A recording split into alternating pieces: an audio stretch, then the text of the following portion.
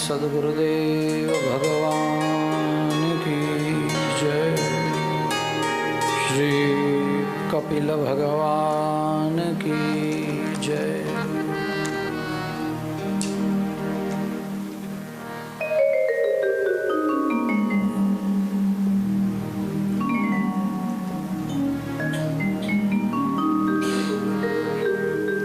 नमः सर्वेभ्यः।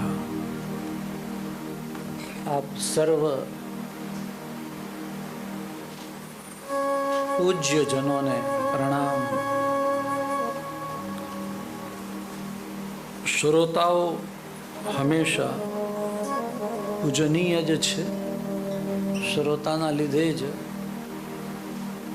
કથાનો ઉદ્ગમ થાય છે। એટલા માટે આપ સર્વને આગમટે પ્રણામ। એટલે બધાના નામોલ્લેખ એમાં આવી ગયા।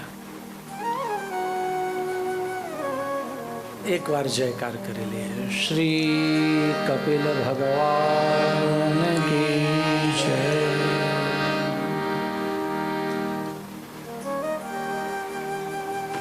ગઈ કાલે એક થોડીક વાત આપણે જોઈ।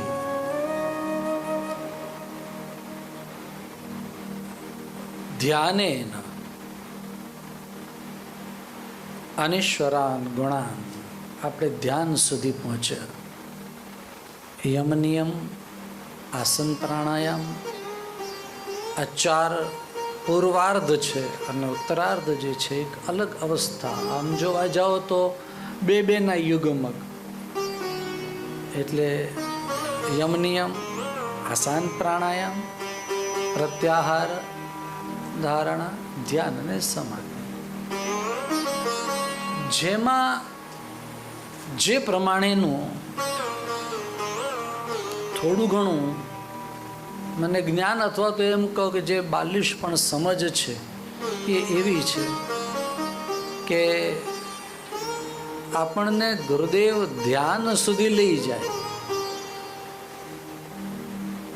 સમાધિ લગાડવી એ ગુરુદેવનું કામ નથી. જેમ કોઈ એક વ્યક્તિ એક યુવક યુવતીને એમનો પરિચય કરાવે, પણ પ્રેમ કરાવવો એમના હાથમાં નથી. એમ સમાધિ એની મેળે લાગે છે. એટલે કદાચ લૌકિક રીતે આપણે એમ કહેતા હોઈશું કે ભાઈ સમાધિમાં અમુક વ્યક્તિ બેઠા, કે કદાચ શિવજી સમાધિ માટે બેઠા, પણ એ બેસે છે ધ્યાનમાં અને એમ કરતા કરતા સમાધિ લાગે છે. એટલે આ એક યુગમ છે, એટલે એક જોડકું છે. જેમ યમ નિયમનું છે, આસન પ્રાણાયામનું છે, પ્રત્યાહાર ધારણાનું છે. કારણ કે પ્રત્યાહાર થાય તો જ ધારણા શક્ય છે, અદરવાઇઝ ही गड़बड़ी हो, लड़खड़ा जाएगी, डिरेल हो जाएगी, पटरी से उतर जाएगी ट्रेन, अपनी ट्रेन पटरी से उतर जाएगी. એમ આ જે ક્રમ છે એ છે ધ્યાન અને પછી સમાધિનો. તો ધ્યાનની અંદર જ્યારે કપિલ ભગવાન લઈ જાય ત્યારે એમ કહે, પહેલા તો ભગવાનનું ચિત્રણ બતાવી દીધું, અને જે ચિત્રણ કહ્યું ભગવાનનું ધ્યાન કરવું, તો એ ક્યારે? ગઈકાલે વાત કરી હતી નાસાગ્રાવલોકન, કાષ્ઠામ ભગવતો ધ્યાયેત સ્વનાસાગ્રાવલોકન, એ ભગવાનનું ધ્યાન કરવાનું. હવે નાસાગ્રાવલોકન કરીએ ત્યારે તો એ પ્રભુ કેવી રીતે જોવા, એટલે એનું ચિત્રણ બતાવ્યું. પણ એના એ પ્રભુને અંદર હવે જોવાના. બે વસ્તુ અલગ અલગ છે. એક બહુ દૂર છે અને બીજો એકદમ નજીક છે. તો દેખાય કેમ? જ્યારે બહુ દૂર છે ત્યારે સૌથી પહેલા એનું છોગું દેખાય, એનો સાફો દેખાય, એનો મુગટ દેખાય, એની પાઘડી દેખાય, એના પગ ન દેખાય. પણ જ્યારે નજીક છે ત્યારે સૌથી પહેલું ચરણ, ત્યાંથી શરૂઆત થાય ક્રમ. એટલે દૂર હોય ત્યારે બરહા પીણમથી શરૂઆત છે, અને નજીક છે ત્યારે સંચિંતયદ ભગવત ચરણારવિંદમ છે. આ બંનેની બહુ જ મોટી વિશેષતાઓ સમજે. દૂર છે એમને મળે, તમે મેળામાં જુઓ કે ગમે ત્યાં જુઓ, તમે જોઈ જાઓ તો ખબર, પેલા પાઘડી વાળા દેખાય, જો ને એ તો હશે, એ હશે એમ, અથવા ટોપી વાળો તરત એ દેખાય. અને ગમે ત્યાં દૂર હોય તો ક્યાંથી એના પગ આપણને દેખાય. પણ જ્યારે નજીક, આ કેટલા નજીકની વાત કરી, છેક અંદર. હવે અંદર રહેલાની વાત મારે કરવી છે ને, સમય 12 વાગે વિરામ કરવાનો છે એમ ને, તો પછી બહુ વિશેષ નહીં થઈ શકે. જે મારો ભાવ હતો એ પણ આપણે એનો કાંઈ વાંધો નહીં, એ કંઈ બહુ મોટી વાત નથી. ના ના, હજુ આપણે પૂજ્ય ગૌતમભાઈને પણ સાંભળો. એક જ વસ્તુ છે, આપણે ઘરની વાત છે, આપણે તો કાલ પાછા અહીંયા જ છીએ. તો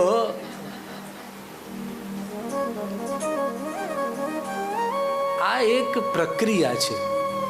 જો હવે તમે અહીંયા કથા સાંભળવા બેઠા હશો ને તો તમને મજા નહીં આવે, કારણ કે માત્ર ઇન્સ્ટ્રક્શન્સ છે.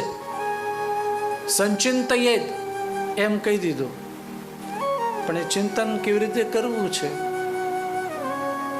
એ કેવું છે, શું છે, એને માણવું હોય તો થોડીક વાર માટે આપણે પોતે આંખ બંધ કરીને ત્યાં પહોંચવાનું છે. આ ભાઈને મેં કહ્યું તું હળવું હળવું વગાડજે, અંદર ઝટકા આવે ને એવું નહીં વગાડતા, એકદમ સ્મૂથલી તમારું ચાલુ રાખજો વગાડવાનું.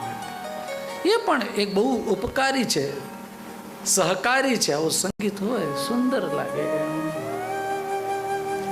પણ તો આવો એ ભગવાન આપણે ધ્યાન કરીએ તો પહેલા એ ભગવાન કેવા છે એનો પહેલા પરિચય કર્યો. લગભગ 5 જેટલા શ્લોકોની અંદર પ્રસન્ન વદનાંભોજમ. હવે અહીંયા જ્યારે શરૂઆત કરી ત્યારે તો મુખકમલથી શરૂઆત કરી અને ત્યાંથી પછી ચરણ સુધી લઈ ગયા. પણ જ્યારે અંદરના પ્રભુને જ્યારે જોવાના કયા, એનું ચિંતન કરવાનું કહ્યું, ત્યારે ચરણારવિંદથી શરૂઆત કરી.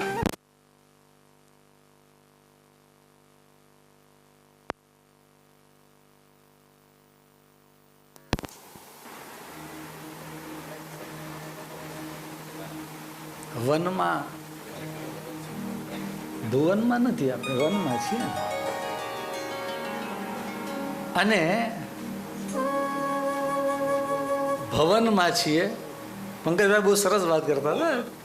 પંકજભાઈ એક બીજી વાત છે, ભવ નષ્ટ થાય, ભવ નષ્ટ થાય તો ઓટોમેટિક ભ નીકળી જાય ને વન આવી જાય એમ. અથવા તો બીજી રીતે જે પ્રમાણે આપે કહ્યું એમ, ભ નીકળી જાય ને વન રહે તો ઓટોમેટિક ભવ નષ્ટ થઈ જાય એમ. એટલે આ બધું રે વનમાં તો આમ જ હોય. અને છતાં આનંદ છે દરેકે દરેક બાબતનો. મોજે મોજ છે, જલસા જ છે એમ. અને આપણે મોજમાં રહેવું, પણ એ કઈ હવે અત્યારે બતાવ્યું, સંચિંતયે ખોજમાં રહેવું એમ. અલગ અગમ અગોચર અલગ ધણીની ખોજ, એની વાત અહીંયા કરી. પણ એને એક સ્વરૂપ આપ્યું. જીજીએ એમ કહ્યું કે શેશ્વર સાંખ્ય, તો એ શેશ્વર એટલા માટે આપણને અવલંબન છે, આપણી માટે આધાર છે. તો એનું ધ્યાન કેમ કરવું? ગઈકાલે આપણે એ વાત ચાલતી હતી એટલે એની વાત આપણે કનેક્ટ કરીએ છીએ. તો પ્રસન્ન વદનાંભોજમ, પછી પદ્મગર્ભારુણે ક્ષણમ, આવા આખા ભગવાનનું નીલોત્પલ દલ શ્યામમ, એ આવા શ્યામ છે. શંખ ચક્ર ગદા પદ્મ વગેરે ધારણ કરેલા છે, પિત્ત પિતાંબર વગેરે ધારણ કરેલા છે. આવા ભગવાનના સુંદર દર્શન કરતા કરતા ધ્યાયે દેવમ સમગ્રાંગમ. પણ ક્યાં સુધી? યાવન નચ્યવતે મનઃ, મન જ્યાં સુધી આમ તેમ ના થઈ જાય ત્યાં સુધી.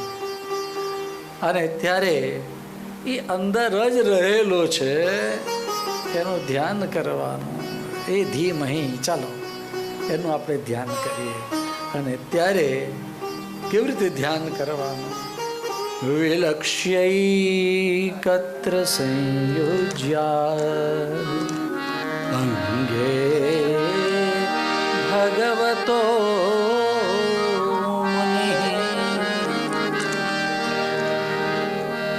હૃદયની અંદર એ પરમાત્માનું ધ્યાન કરીએ. आइए थोड़ी देर के लिए हम 10-15 मिनट आंखें बंद कर ले, शायद 15 मिनट भी नहीं, बहुत कम समय के लिए आँख बंद करी અને આપણે ભગવાનનું ચિંતન કરીએ. આપણા વંદન, આપણા આરાધ્ય છે એનું ચિંતન કરીએ. એ જણો થોડીક વાર માટે આવો ભગવત ધ્યાન, ભગવાનના ચરણારવિંદનું ચિંતન કરીએ. સંચિંતયેદ ભગવતશ્ચરણારવિંદમ.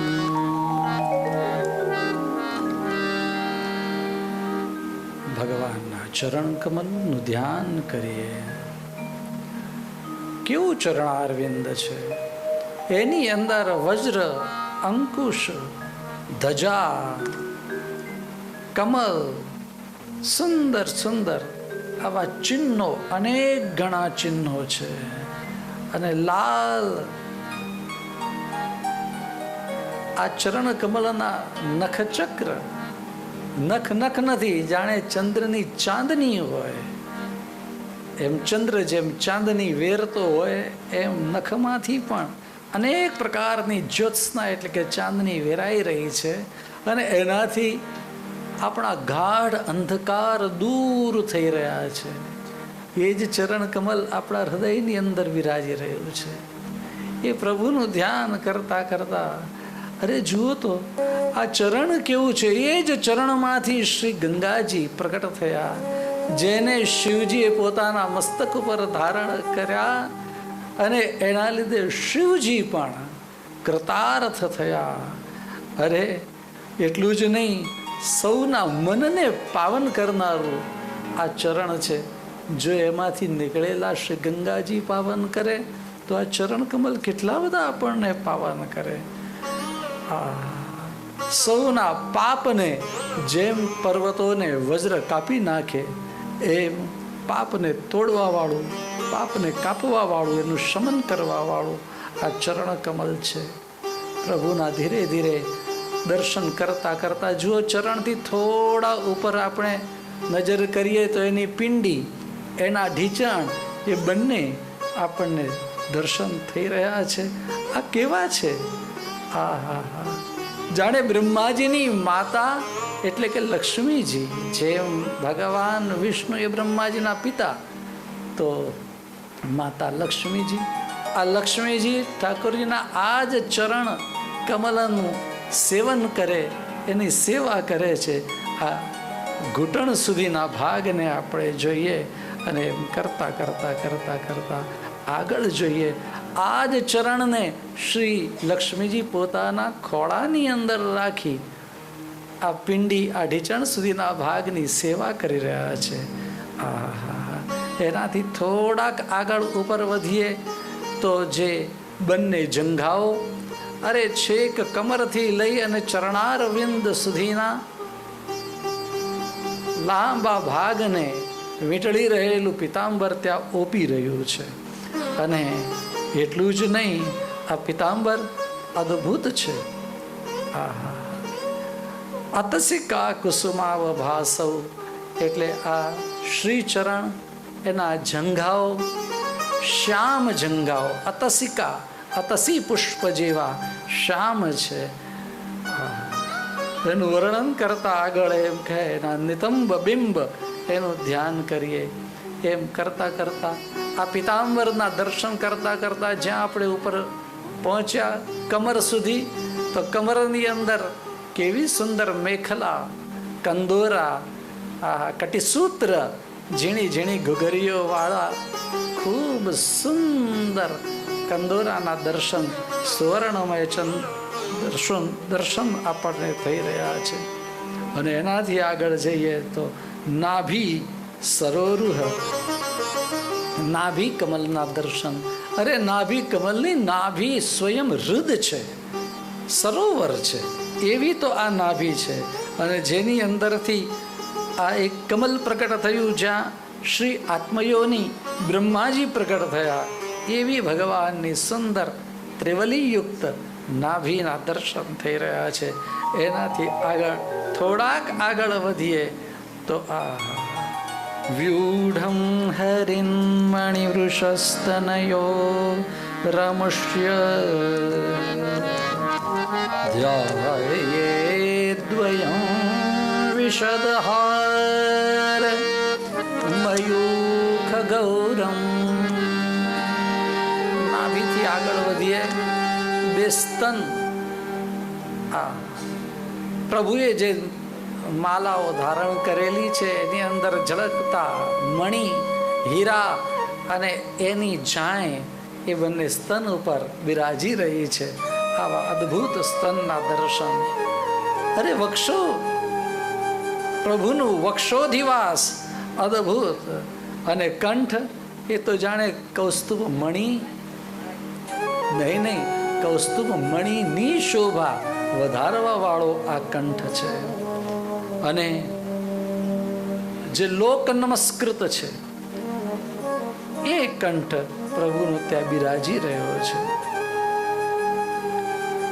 એનાથી આગળ કંઠથી બે બાજુના બે બાહુઓ, એના દર્શન થઈ રહ્યા છે. બાહુશ્ચ મંદર ગિરે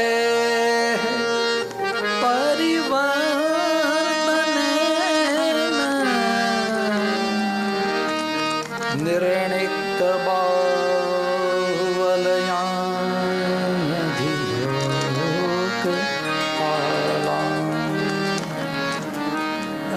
બાહુઓ કેવા છે, 2 નહીં 4 બાહુ. પણ જેણે મંદરગીરી, જ્યારે સમુદ્ર મંથન થયું ત્યારે મંદરાચળ પર્વતનું રવૈયો બનાવી જેણે મંથન કર્યું છે એ આ જ પરમાત્માના 4 બાહુઓ છે. અને એના લીધે એને યાદ કરાવતા આપણે જોઈએ તો જે કંકણ છે જ્યાં ઘસાયા છે એની પણ કાંતિ એ દેખાઈ રહી છે. એવા આ 2 બાહુઓના દર્શન કરીએ. અરે એમાંના જુઓ તો ખરા, ઉપરના બાહુમાં શ્રીહસ્તની અંદર ચક્ર કેવું શોભી રહ્યું છે. 1 2 4 8 10 20 50 100 ની 10 શતાર, 1000 એના આરા છે અને આ ચક્ર સતત ફરી રહ્યું છે. અસહ્ય તેજવાળું આ ચક્ર, એના આપણે દર્શન કરીએ. એમ કરતા કરતા પ્રભુના શ્રીહસ્તની અંદર બિરાજમાન શંખ, શંખ નહીં, પ્રભુનું જો કરલ છે એ કમલ છે, તો કમલ ઉપર બિરાજમાન હંસ હોય તેવો આ શંખ શોભી રહ્યો છે. એટલું જ નહીં, બીજી બાજુ જ્યારે જોઈએ તો કૌમોદકી ભગવાનની ગદા, જેણે અનેકાનેક અસુરોનો વધ કર્યો છે, એ આ કૌમોદકીમ ભગવતો દયિતામ સ્મરેદ. પ્રભુની અદ્ભુત કમલ ધારણ કરેલા ભુજના પણ દર્શન કરીએ. અને કરતા કરતા હવે આપણને કપિલ ભગવાન મા દેવતીની સાથે સાથે માલાઓના દર્શન કરાવે. પ્રભુએ જે ધારણ કરેલી છે માલા, એ છેક શ્રીકંઠથી લઈને ચરણારવિંદ સુધીની આપાદલંબિની માલા, વનમાલા નિગદ્યતે. આવી વનમાલા જેની આજુબાજુમાં અનેક ભમરાઓ ગુંજન કરી રહ્યા છે. પરમાત્માનું અદ્ભુત આ સ્વરૂપ છે. એમ કરતા કરતા હવે કંઠથી ઉપર પ્રભુનું વદનારવિંદ, મુખારવિંદના દર્શન આપણે કરીએ.